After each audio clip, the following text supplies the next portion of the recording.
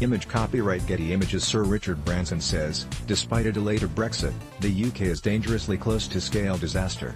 He also criticised Prime Minister Theresa May for no longer acting in the national interest and putting party before country. In a blog post on the Virgin website, the businessman also claimed many who voted Leave had changed their minds. Sir Richard, who no longer lives in the UK, also called for the public to have a final say on leaving the EU.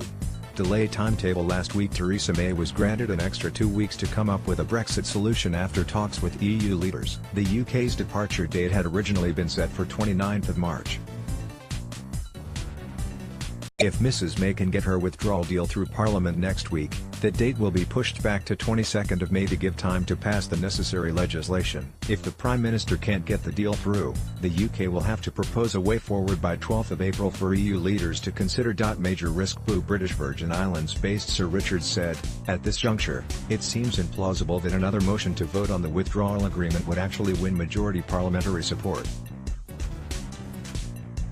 And even with an extended Brexit deadline, that's a major risk to the UK, and to the Union itself.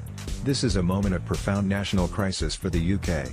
The billionaire added, by limiting the M.P.'s choice yet again to one, between her own deal and no deal at all, she is placing a dangerous bet.